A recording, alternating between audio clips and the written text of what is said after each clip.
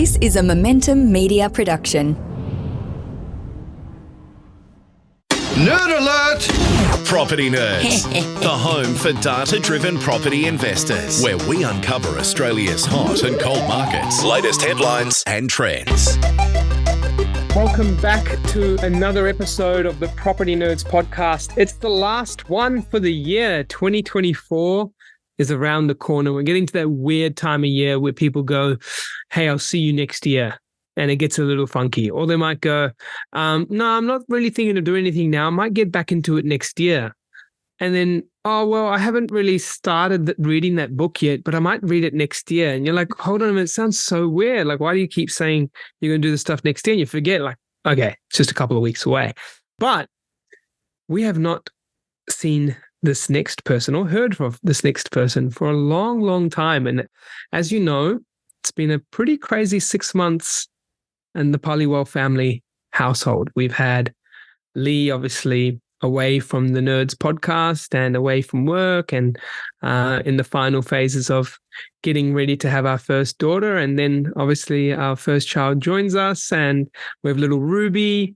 Leigh's off. Leigh's been masterfully taking care of Ruby, taking care of just so many things and just been an absolute champion, and hats off and respect to her. And I've learned a whole bunch of weird things on the journey too. Like, interestingly enough, just when you think you can do it all and you go, hey, no, it's just a little baby. How hard could it be? No matter how much you sing to her, no matter how much you lift her up and down, no matter how much you try and play or give her a toy or whatever you want to do that you think that babies would like, nothing beats just handing her over to mum and mum's touch and off she goes. And so it's been an intense last few months for the family at home. But now we're finally starting to get a little bit of routine, a little bit of momentum, and Ruby's turned from all cries to all smiles. So we're definitely in the cool part of town now. Well, supposedly until they start running again, that's when I hear things go crazy to a whole new level.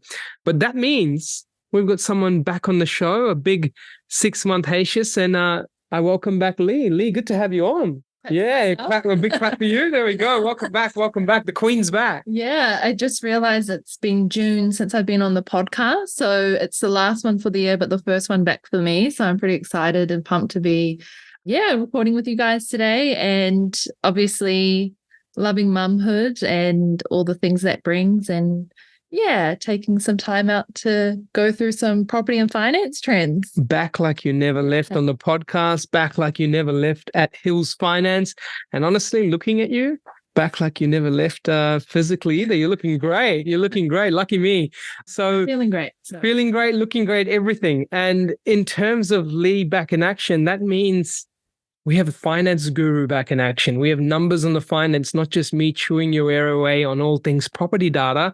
Because remember, property is a game of finance, right? With just a few houses thrown around. So Leigh, better segue than that. Nothing is better than that. Let's talk finance. What are we doing with the finance trends, finance updates? Obviously, it's been a long time away, but what are some of the things you're seeing right now? Yeah, so being away, during that period, obviously, we were talking a lot about with the cash rate increases and all that kind of stuff. So in total, we had a good 12 months of consecutive cash rate increases. Obviously, it was quiet. And then we just had this random spur 0.25 increase last month, November. And again, 0% increase for this current month, December. So that came out unexpected, really, for a lot of people, that 0.25% increase. And with that happening, then the next question for most people is, what's my borrowing potential? How much can I afford? How has that been affected? And essentially what we've seen is it's really about a 5% decrease again on people's borrowing capacities, right? When with that 0.25% increase difference. Which one, that increased level, is silly that they did, by the way. I mean, all the data you've covered off, right? Yeah, I've covered off heaps on the property data. It's just so silly. You look at it from the metrics of everything I look at, from localized spending to inflation tapering off, to global inflation tapering off, to unemployment now picking back up. I genuinely believe, like, there was this one moment, Mark Boris said it best. He said, what the hell is up with them trying to make back inflation target, and it has to be made back in this 1 year? Like, where do we get this 1 year? Like, this 1 year needs to happen, and therefore we must do X because it's I'm of the opinion that the trajectory that's controllable locally without these last couple of increases would have got there. But it's just, who's to decide it has to be 1 year and immediately?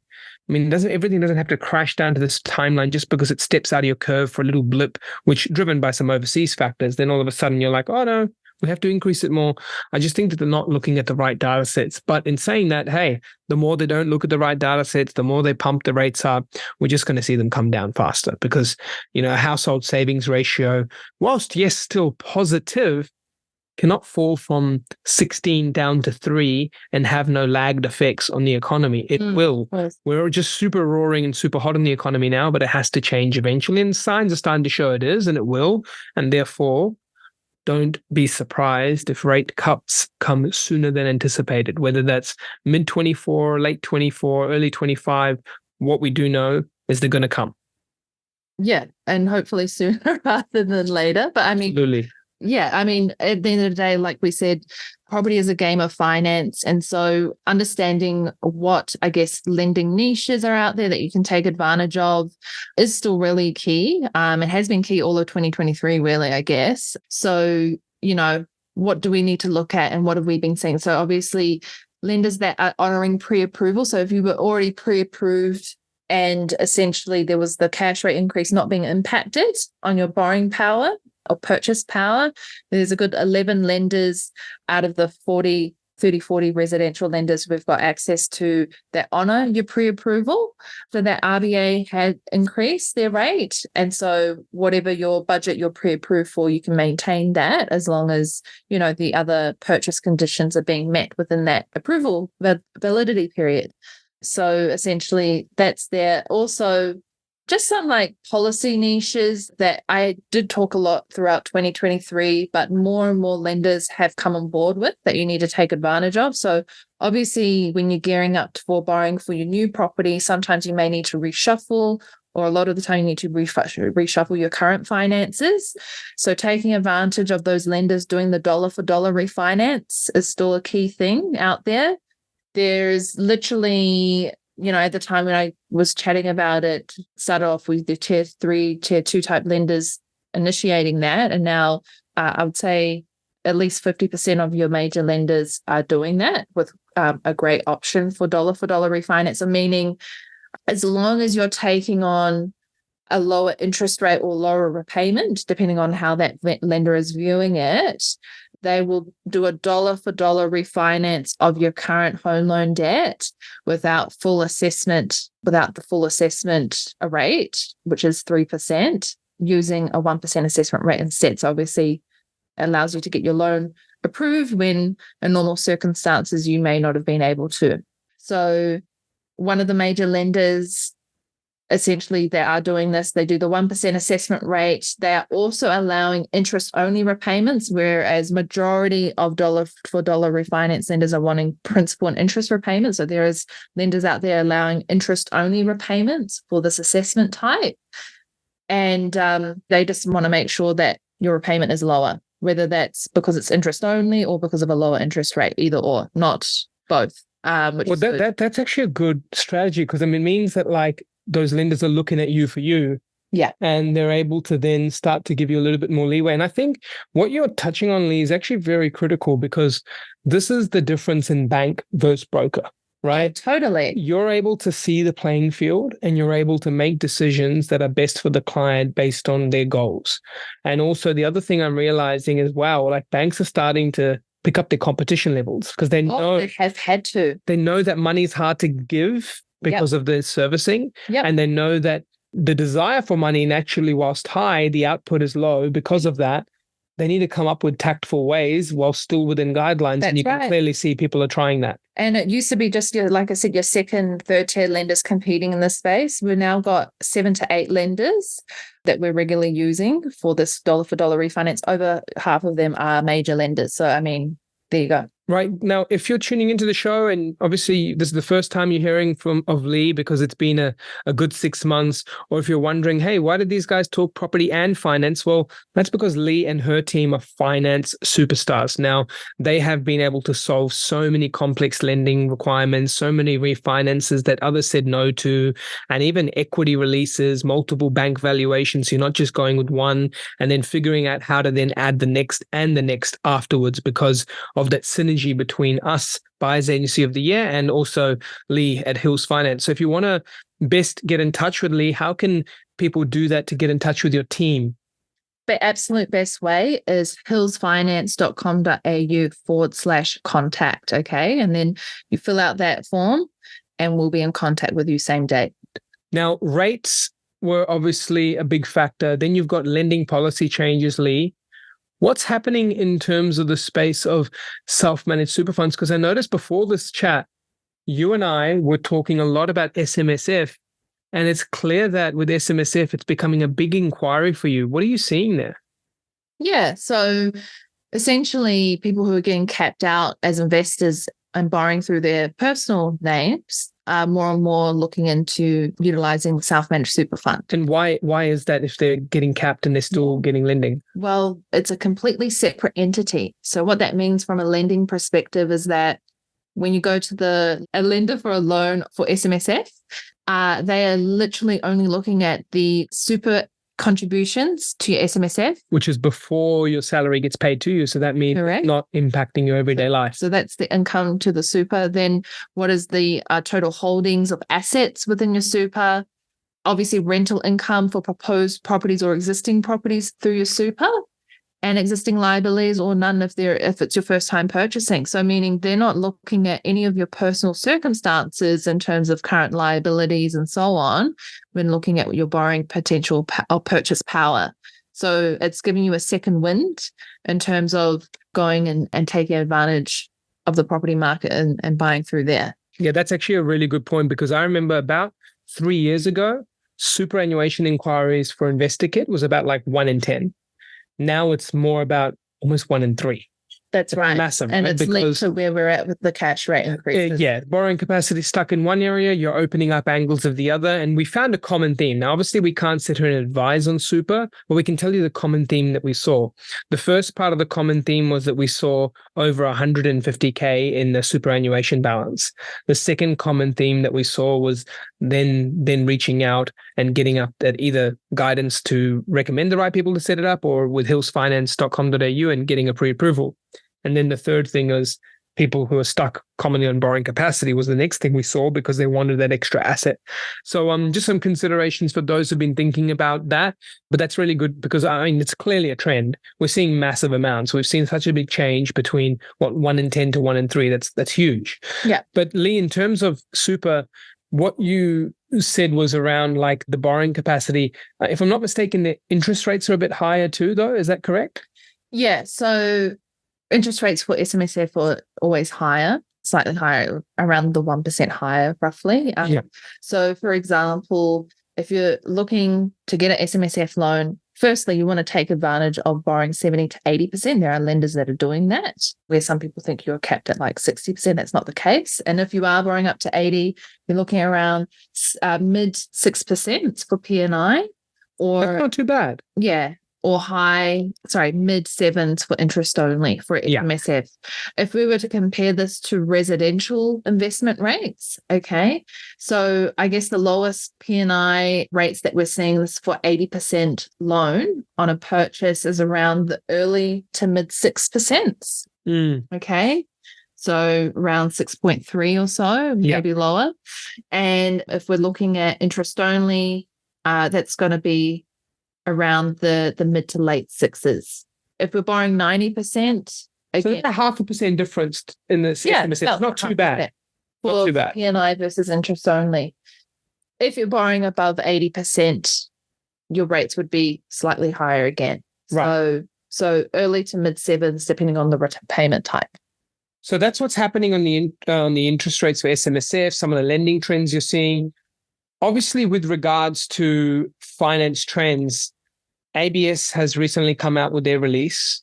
What's the numbers saying with finance now? It seems to me feeling, not looking at the data, seems to feel like there's a little bit more money flying around in the air. What are you noticing in recent times?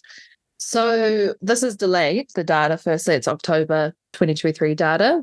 So for total housing, it has risen by 5.4%. And so that's a rise of 1.5% in September.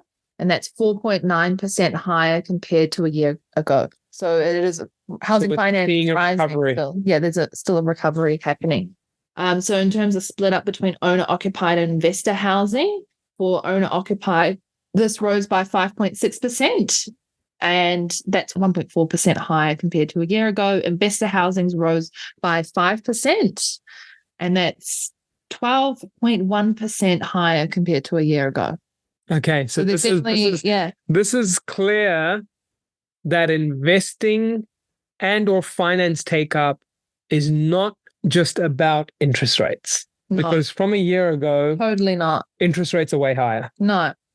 I'm this like using me that sentiment. Sentiment is huge because I'm like, it's the thought of making the decision or the thought of the unknown or the thought of the known. Do you know what I mean? It's like all three. It's the thought though.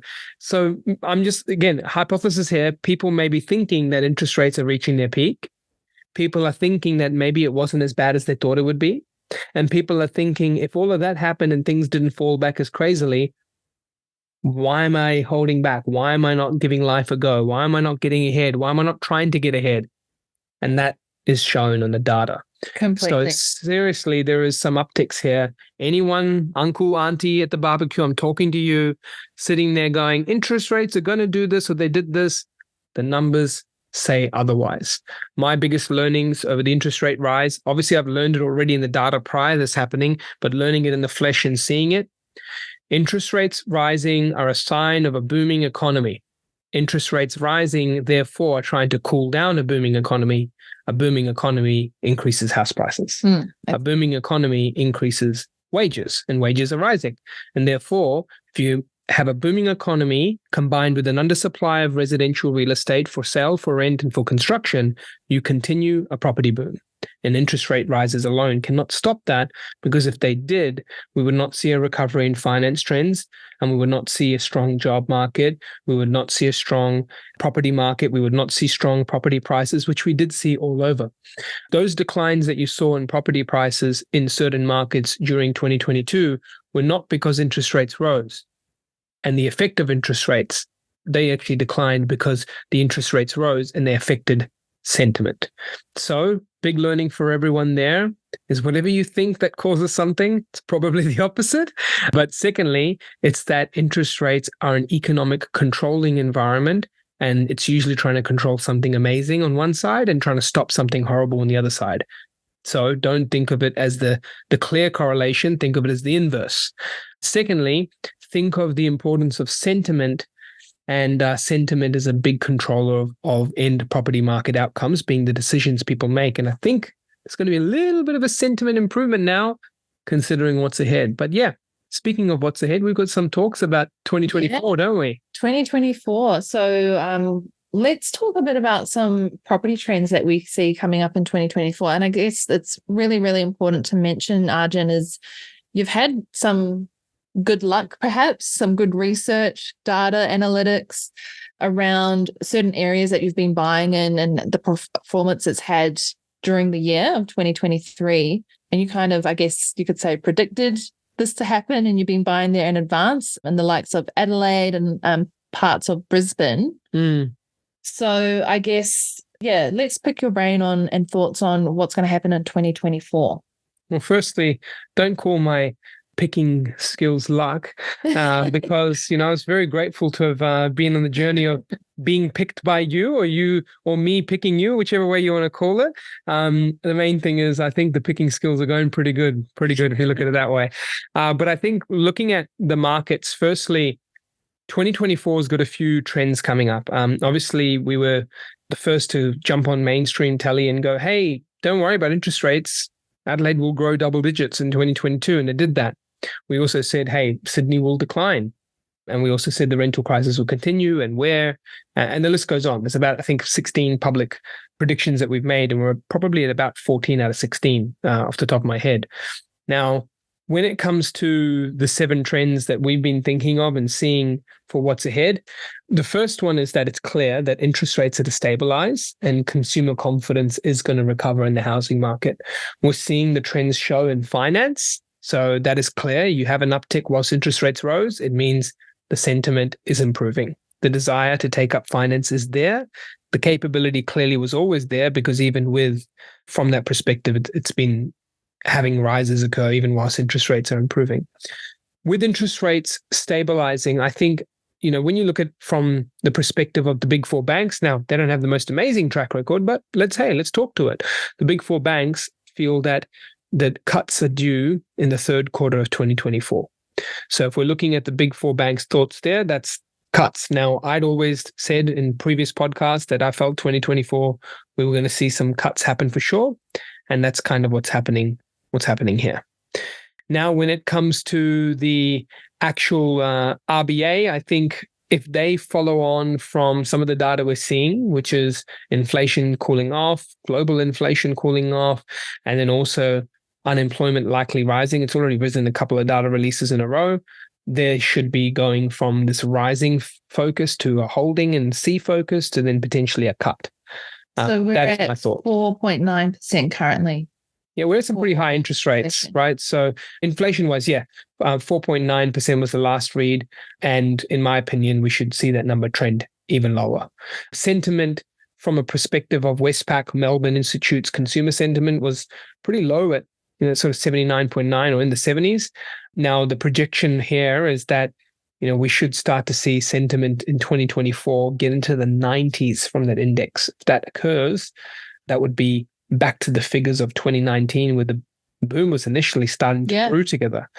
So that is expected to rise because of that confidence in consumers rising too.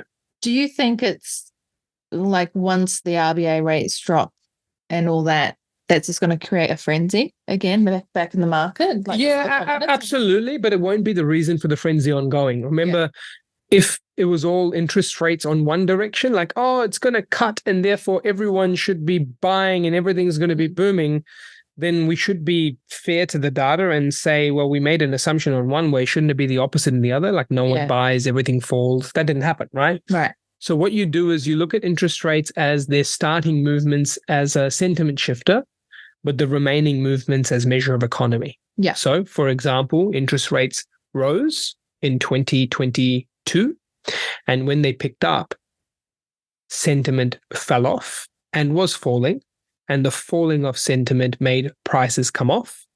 And then as a result of that fear of not knowing where interest rates go, how far they go, what damage they cause, some prices and some vendors were able to and willing to take on a bit of a loss.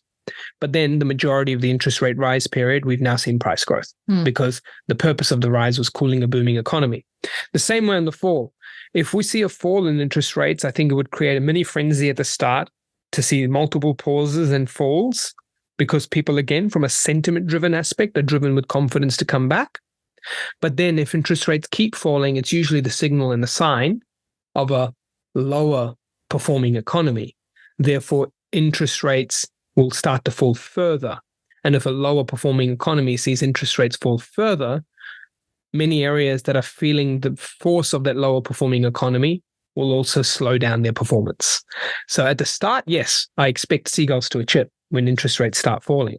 But if interest rates keep falling, you've got to think that most areas that have a decent economic size or an economic market that's locally not as strong will start to then weaken if interest rates keep falling, which is interesting. It's the opposite. People keep thinking, interest rates will get so much cheaper and everything will fly up. Well, if that was the case, why didn't all of Australia boom between 2012 and 19 when interest rates were falling for 7 straight years? That's so true. Sydney, Melbourne went. Hobart went towards the later part. Perth declined. Brisbane, Adelaide stayed flat. That's because interest rates falling are signs of a weak economy. So when they start to fall, sure, I agree, Leigh. But when they fall further and further and further, that's a sign of a weak economy. And weak economies don't drive housing markets. So I think some local economies will, but not all. I think another thing, obviously, off the back of the cash rate increases, interest rates, all that, is obviously the rental increases that have been happening off the back of that. What's your thoughts of 2024, what that's going to look like? Yeah, the rental crisis will continue, and the renters will continue to get stinged. You have to look at it from multiple ways. One is migration still comes in, more people rather than houses available. Construction pipeline is not exciting. Properties are still, from a perspective of for rent, very low in availability. Vacancy rates are extremely low. And we had household formation increase, which means that, more people left their families' homes over the last few years as the generational shift is occurring to go set up their own households. Yeah. So there will come a time where obviously a rental affordability is massively impacted. And therefore, as it's impacted, more people congregate together. And that movement together then flattens the rental growth curve because it's reaching affordability limits and people are coming together to solve it. But in the interim, that household, sort of average household size is still lowering and low. And whilst that's lowering and low, I would suggest that combined with migration, combined with low availability of rentals and low construction, means that the rental crisis will continue into 2024, and we should start to see yields increase again and rents boom again. Yeah, that's what I was going to bring up next is, well, that's good for investors, I guess, as yields will continue to subside. Correct. So the first trend was interest rates to stabilize, consumer confidence to recover, and the housing market to be positively impacted by that. Our second trend is that the rental crisis will continue and sting renters. Our third trend is that surging rental prices will make yields improve. Investors will start to return, and that will then be a big impact for investors because with moderating price, we can see prices moderating in some areas. With rents increasing, that attracts investors. And that's how you bring, as crazy as it sounds for all the people who hate investors, that's how you bring balance to a rental market. Yield increasing, prices moderating, investors keen, vacancies tight, more people having investment properties that go for rent, vacancy starts to soften and balance. So what about property affordability, like affordable locations and what do we foresee for 2024? Are we still going to see properties sub 500 that are going to be good from an investment standpoint? Yeah, I think right now, for as long as interest rates are hanging where they are, I think affordable locations will still be the most popular. Yeah. That sort of 350 to 600K is very popular still, especially like if you go look at across the country, you see Perth at 350 to 550 has been popular. You see regional Queensland, 350 to 550 has been popular. SA in the 350 to 550 is booming the most. So it's clear that affordable piece of markets is going to remain popular. Great. I think if you go out a year or two into 24, 25, the mid tier of markets, that's 6 to 900, will really start to bounce back because you'll see all these markets getting close to that price point. Right. And that's when interest rates are obviously started to predicted to be lowering again. That mid-range price point will jump back up again. So that's definitely one of our next trends. Yeah, exciting. How about because it's been a fair bit time now since COVID, we've moved on from COVID. What's the overall outlook for migration at the moment? Yeah, so I think it's clear that migration to the capitals is strong from the overseas migration. But when it comes to the regional migration, we still are seeing the numbers stronger than pre-COVID averages. So like anyone who said that, the migration to the regions was just a COVID thing, our next trend here is that regional migration is still operating above 2019 levels.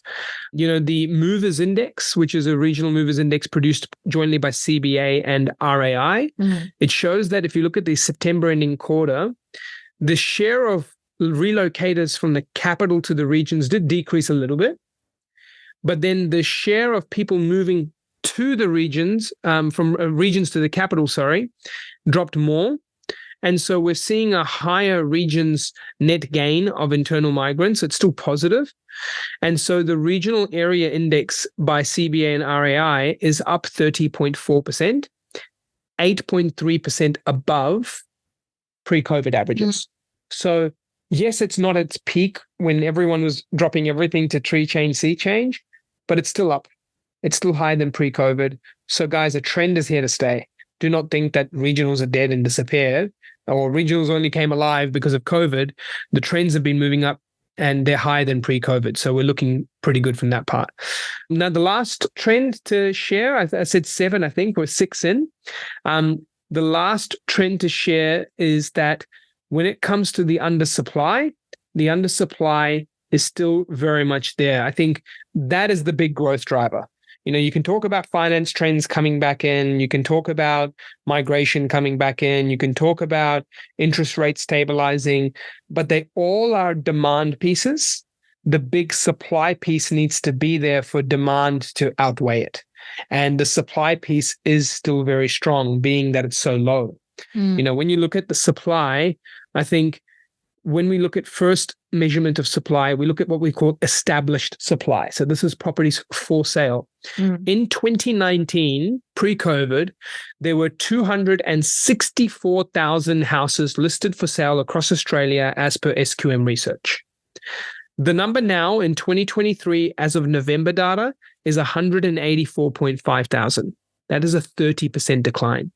We do not see a quick recovery happening of that number in 2024. We see a recovery happening, but not a quick one. So as long as that number's 30% below, which is huge, Leigh, we're going to see supply be an issue. So yeah, that's some of the trends for 2024. Interest rates are going to stabilize. Consumer confidence will come back. Affordable locations will remain popular amongst property buyers until the interest rates start to change up a little bit, and that's when the mid-tier and the higher ends will come back into the mix. Sub-market cycles, they'll continue to diversify. Rental crisis will continue. Surging rental prices and rental yields are going to make things very attractive for investors. Supply shortage will be the core thing to look out for, and it will still continue. And then the regional migration still remains above pre-COVID, and expect that to continue. However, not at peak levels of 2021. So I think we're looking for a year of strength in the property market, unlike some other commentators in 2024. However, where the weakness will arrive is really just going to be on how far they keep pushing, if they keep doing that when it comes to the interest rates, and also how much the economy needs to be shifted if it does shift in the other direction. Right now, if supply remains this low, if we see what we're seeing with consumer confidence and finance take-up improve, and we're seeing the rental yields come back into markets, things are still looking good. Well, we're wrapping up 2023. And I think the last thing I would touch on before we end the year, I guess, is this is a great time with all the downtime to review your finances. That's it. Absolutely it. Shameless plug, Leigh. How do we get your finances review with your team on the side? Again, hillsfinance.com.au/contact, or you can just call the 1300 number, 1300-697-063 will be contactable. And yeah, I guess have a review of your loans, restructure. It could be, getting ready for the new year goals in advance. Don't leave it for the new year like most people do, and then you get to the end of the year, you're like, I didn't do that thing. That's it. Now, for those who are finance ready or are getting to look at finance and property together, we are going into a closure break for Christmas soon, but that does mean that spots for January onboarding are filling up really, really quickly. If you'd like to learn more about that, just jump onto investorkit.com.au and we can have a free initial consultation with the team. Australia's Buyers Agency of the Year for 2023, here to help you reach your 2024 goals. So take care. Welcome back, Leigh, and great to have you back for another podcast. And for everyone tuning in, thank you for tuning in to another show of the Property Nerds podcast. The information featured in this podcast is general in nature and does not take into consideration your financial situation or individual needs and should not be relied upon. Before making any investment, insurance, tax, property, or financial planning decision, you should consult a licensed professional who can advise whether your decision is appropriate for you. Guests appearing on this podcast may have a commercial relationship with the companies mentioned. Game over.